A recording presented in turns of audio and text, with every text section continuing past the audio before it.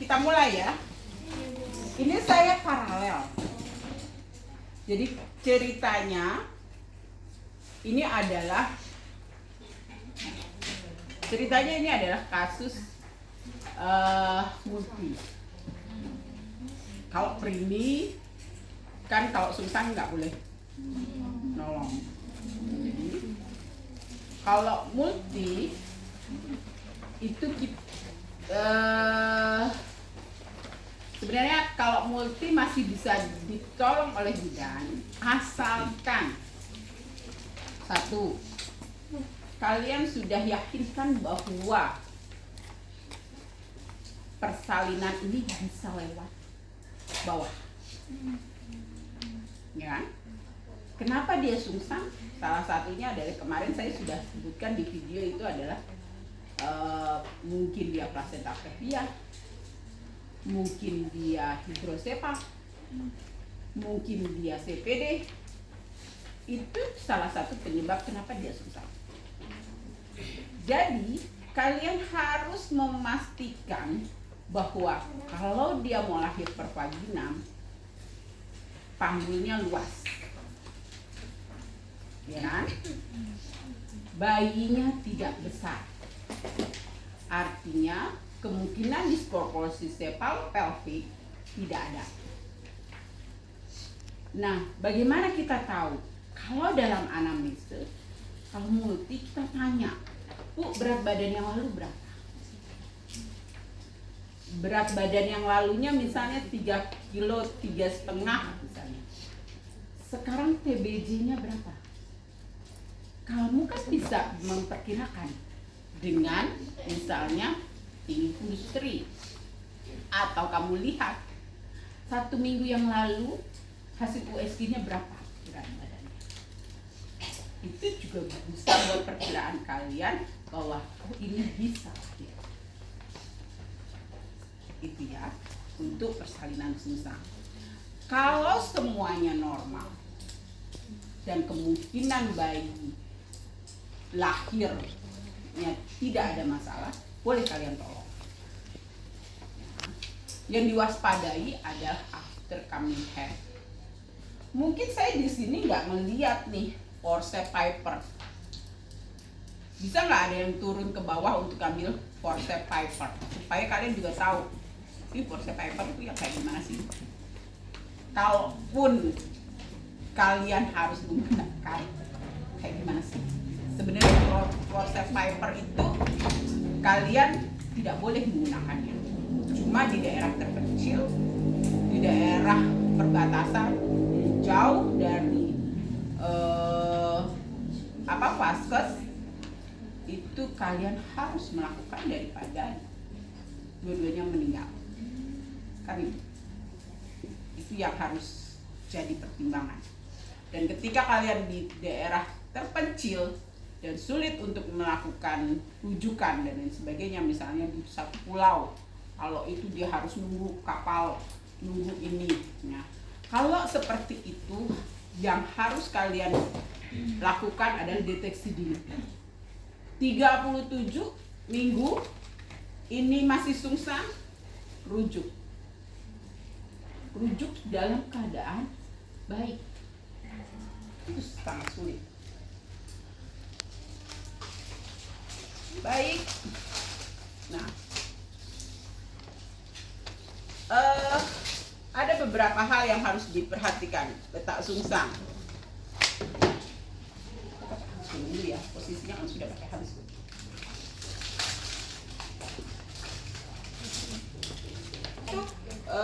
Complete bridge.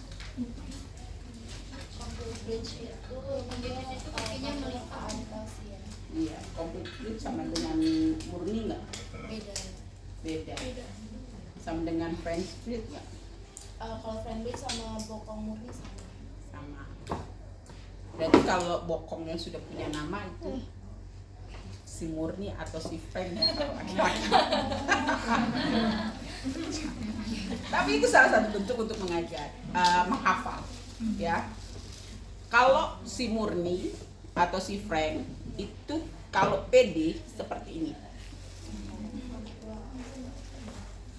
Gitu. Jadi kalau di PD hanya cuma bokong saja. Tapi kalau komplit begini, ini sejajar. Nah, Iya, kakinya beda ke atas bensin. itu ya. Jadi kalau kamu PD, ini bokong dan telapak kaki itu berada di tumit, itu sejajar dengan bokong.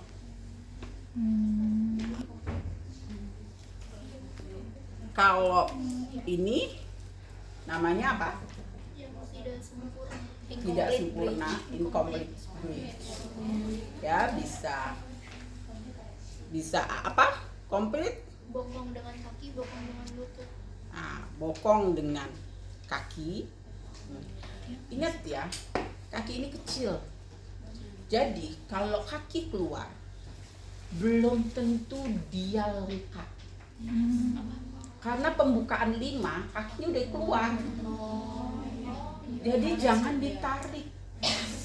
Karena apa? Kebiasaannya ketika sudah kaki keluar, disangkanya sudah lengkap. Jadi kalau kalian menghindari rasa penasaran, tutup aja.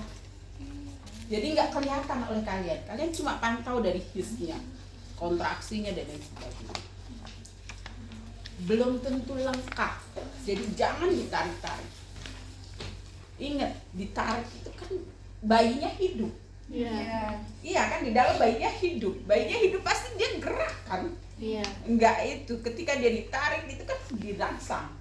Ya dia bisa tangannya menjungkit jadinya, yang tadinya bisa kita brah, mungkin dia bisa jadi tangan menjungkit dan lain sebagainya. Maka biarkan saja. Kalaupun mau PD, angkat kakinya kita PD. Gitu. Diangkat, dipegang, kita PD. Ini pembukaannya sudah berapa? Ya, itu yang harus diingat. Kaki keluar belum tentu lengkap. Terus jangan bingung, jangan stres kalau kakinya membiru. Kenapa? Karena pembukaan 5 kakinya sudah keluar, ketika pahanya itu dia tergencet kan? Maka aliran darahnya ke sini terhambat, maka dia akan membiru. Gitu. Ya. Kalau kalian paksa pembukaan belum lengkap, ya nanti akhirnya rotek cervixnya. Itu kerjaan banget buat bidannya. Jadi hati-hati di situ. Ya. Lebih baik tutup supaya apa? Kitanya juga nggak jadi penasaran, pengen lihat lagi. Itu insting manusia. Kalau udah gitu, apalagi ada keluarganya, Dan itu kakinya sudah biru, gak apa-apa itu, gini. Nah, kamu jadi gelisah dan akhirnya men-trigger kamu untuk pede atau mencoba menarik. Itu ya yang harus diingat ya. Kadang-kadang itu yang terlupakan dan biasanya suka main tarik dan dipaksa lahir, dan itu yang akhirnya membuat robekan cervix dan after coming head. Nah, dulu ibu jadi bidan desa di daerah terpencil, jadi ibu diajarin bagaimana harus melahirkan dengan Sunan Piper. Bahkan ketika bayinya sudah mati, kraniotomi pun nggak apa-apa. Nigel dan Sunan Piper. Sunan Nigel itu untuk kepala, untuk posisi kepala. Cuman Sunan Piper, ini Sunan Piper, ini untuk bokong. Presentasi bokong. Tapi untuk kelahiran kepala. Ini bedanya di mana?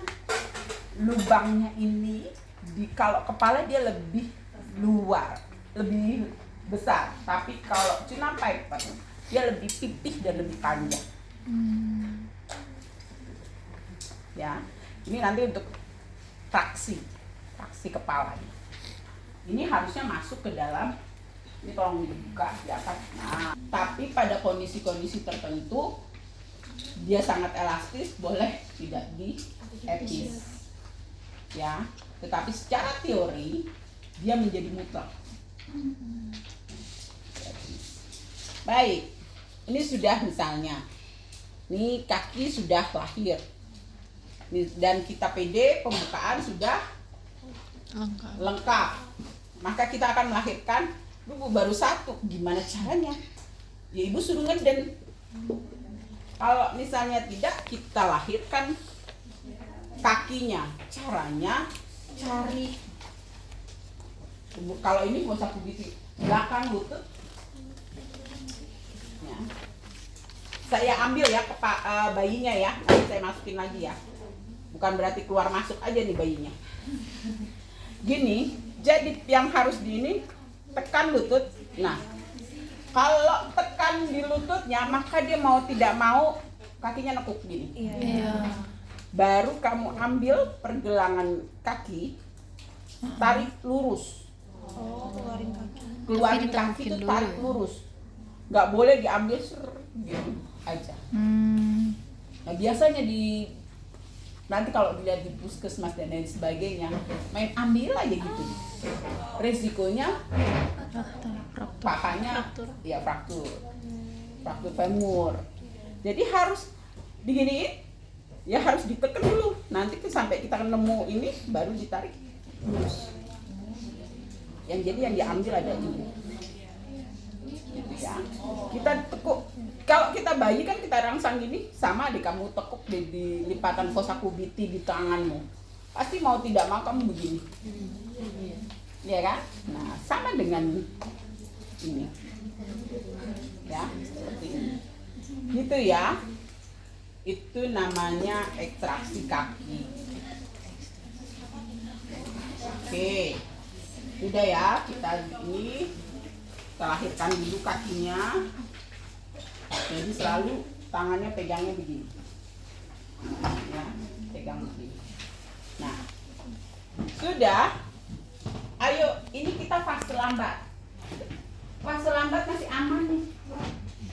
Belum ada apa-apa. Kalaupun dia masih 20 menit, 30 menit, tidak jadi masalah. Karena belum ada yang saling ya. Ketika dia ngeden, dorong. Nah, ya Bu, ngeden, dia ngeden. Aduh, pinter. Iya, terus Ibu, bagus. Nah, tuh bayinya sudah mulai kelihatan. Ya Ibu, kita kendorkan tali pusat. Supaya tali pusatnya tidak ketarik atau terkejut. Jadi dikendorkan dulu tali pusatnya. Terus Ibu, kita lahirkan secara bra. Pegang sini. Sejajar pangkal paha, lihat cara pegangnya. Yang di sini kamu naik saja sambil memperlihatkan tangannya bagaimana memegang. Nah, ini, gini. Kemudian kamu, stop dulu. Ini nah sampai suboksiput. Ini suboksiput nih, sampai berada di bawah simfisis ini, baru kamu hiperlordosis. Jadi bukan baru sampai sini langsung kamu tarik ke atas, tidak, gitu ya. Jadi harus turun dulu, namanya juga karpus dari panggul itu kan cekung begini kan? Tuh lihat tuh, ada sakrumnya kan begini. Jadi ikuti, serut sampai di sini, baru kita lahir. Baru begini. Ini namanya sungsang spontan. Ya, kelahiran sungsang yang spontan disebut dengan bra. Ya, bra. Oke. Ketika bra, kamu susah ngelahirin bahu, jangan tarik. Berarti ada distosia bahu. Ya kan? Distosia bahu, maka kita harus lihat bahu mana yang tersangkut nih. Kalau begini, ini bahu sebelah sini, bahu depan ini. Bahu yang kelihatan bahu depan. Kamu tinggal boleh kamu tanganmu begini. Sejajar, ingat ya, sejajar. Kamu tariknya sejajar. Kiri sini. Ya, baru kamu tangannya masuk sini. dibantu, kemudian seperti spa. Nah, jadi bukan begini. Seringnya adalah begini. Nah, ini di ketiak. Itu fraktur humerusnya. Jadi nggak boleh. Jadi harus kita seolah-olah gini. Seolah-olah kita ngusapin, diusap tuh, diusap. Ya. Kan seolah-olah mengusap muka, kalau bahasanya seperti itu. Nah, tuh, ya.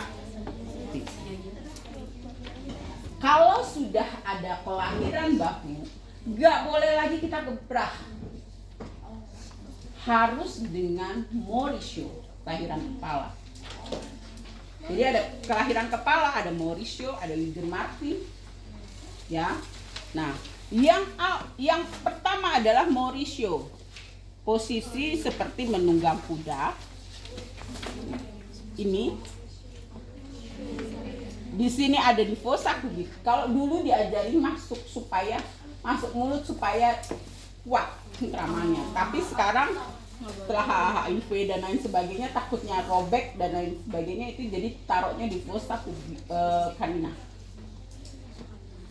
Nah, ini kita tarik ke bawah, kemudian lahirkan. Di mana posisinya tangan?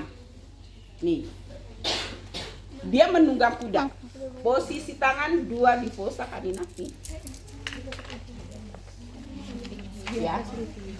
Yang di kepala, ibu jari tengah ini kita pegang kuat. Ini seperti kita tarik gini. Ini gini. Supaya dia fleksi. Posisinya begitu. Jadi yang ini jangan sampai dia begini, kita giniin lagi pakai ibu jari. Boleh. Nah, gitu. Supaya dia itu gitu. Kalau misalnya kayak gini juga udah susah, nggak bisa lahir, maka pakai ditambahin dengan Wigen Martin. Coba tanganmu dikepal, nggak ya, satu tangan. Nah, sini taruh di atas suprasimfisis. Ya. Nah, ini namanya Wigen Martin. Jadi posisinya mau diginin di atas kepala ini, kita begini. Bahwa yang tangan penolong ini ada mencoba untuk begini, yang ini di atas gini loh. Jadi mendorong kepala. Biar nunduk gitu ya. Jadinya ini kepalanya. Nah, gitu. Jadi tetap gini lurus tuh. Gitu. Nggak usah gitu, lurus aja, tekan lurus ke bawah. Gitu, ke bawah aja.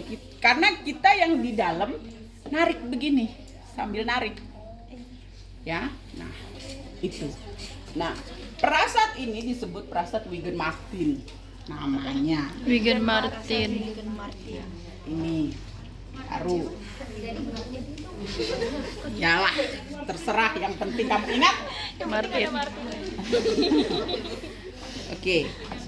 Nah, itu namanya kalau bahu depan namanya apa? Gigi tahu. Prasatnya namanya apa? Tadi kan kemarin keluar kan? Belum. Gini. Dia kepalanya sudah begini, bahu belakang ada lebih depan. Karena bahu depannya yang nyangkut. Gitu. Maka ini kita tarik. Boleh narik begini, boleh tarik begini. Boleh. Dua-duanya benar. Ada yang mengatakan pakai ini begini, sah-sah saja. Begini boleh begini. Habis itu pasti kamu pegang begini karenanya. Terus kamu lahirkanlah dia tangan seperti itu, baru ke depan seperti ini. Baru terus lahirkan secara Mauricio. Nah, Kalau kepala sama Mauricio. Bagus. ya, Mauricio. Mauricio adalah ini. Sekarang kalau dia karena intervensi tiba-tiba tangannya, nah, misalnya kayak begini nih. Nih. kita gak boleh melakukan klasik atau mulut. Kita sudah langsung ke love set. Love. Ya kan? Heart. Love. Jadi bentuk love kan begini ya. Bukan begini. Bukan lurus begini. Enggak. Puternya berarti bukan bulat. Tapi dia agak bulat. Lihat arkusnya tuh. Set gitu kan. Maka dia akan nih pegang. Kalau itu pegangnya adalah ibu jari ada di sakung dan 4 jari-jari tangan kita ada di perut. Lahirkan bahu yang tangan yang menjukit dulu sini, maka kita putar gini, kita tarik putar, nah kayak gitu. Takut banget. Ini sudah lahir, tinggal kamu keluarkan saja. Kalau sudah Dibalik keluar, ya? tinggal kamu putar balik lagi. Dibalik. Nah, baru nanti dia lahirkan. Kenapa harus seperti itu? Love set. Prinsip pada love set melahirkan bahu adalah, ini kalau kita lihat, ya, saya simpan dulu ininya di sini. Prinsipnya, saya pakai apa ya? Nih, ini. Kalau kita lihat, ini bawah, ini atas. Kalau kita tarik garis lurus segini, maka pinggir atas simpisis ini, ya, lebih keluar, sudah keluar dibandingkan di bawah. Jadi kalau kita putar dia dari prinsipnya ya, kalau kita putar dia seperti ini, kita putar dia begini, lurus, putarnya begini aja, seret, maka dia akan keluar. Iya kan, karena dia lebih belakang.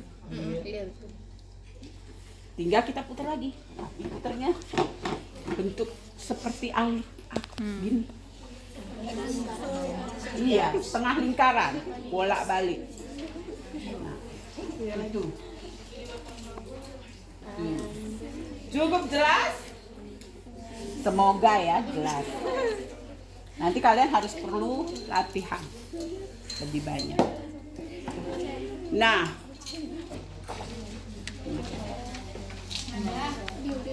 nih kan normalnya ubun-ubun kecil ada di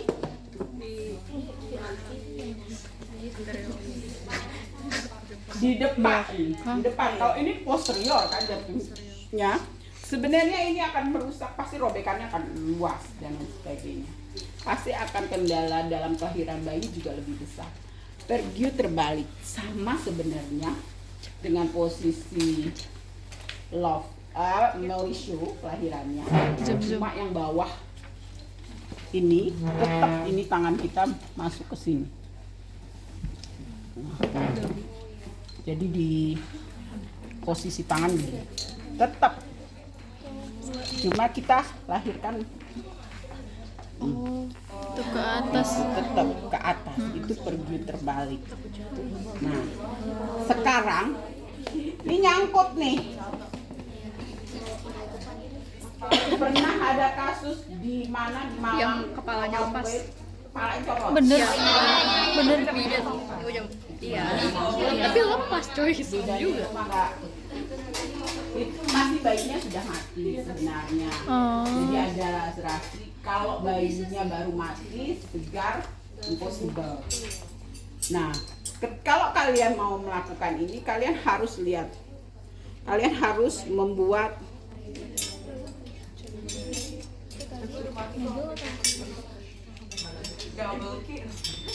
ini nggak bisa ya.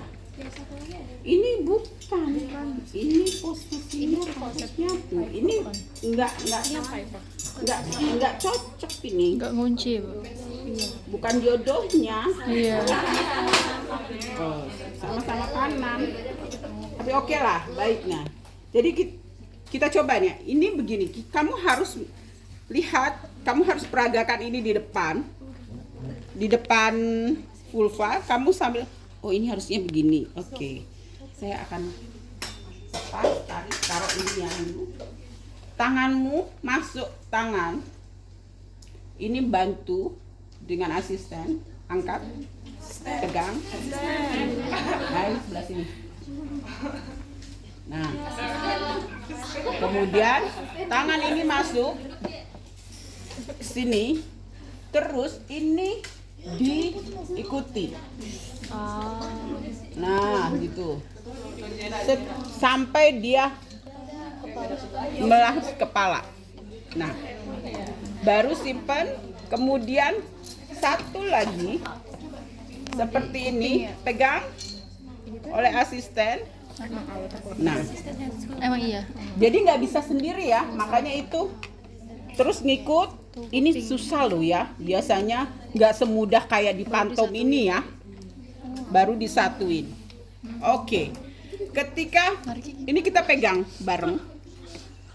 Nah, Allah. tarik ke bawah, kita gini,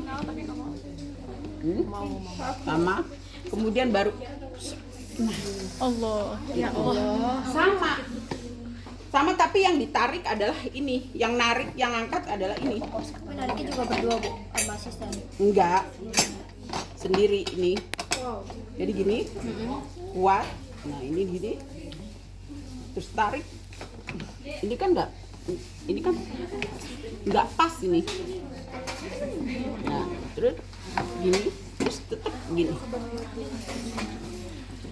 Jadi fungsinya apa? Namanya juga forceps, cunam forceps, melakukan kompres, sebenarnya dikompres kepalanya. Biar kecil. Kecil, kompres, tarik. Taruh di sini, jepit-jepit, jepit-jepit potong ya. Oke.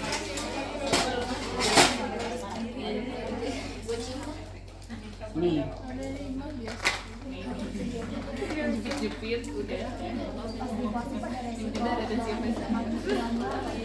Kenapa? Pasti. Resiko itu ada. Resikonya untuk itu ada.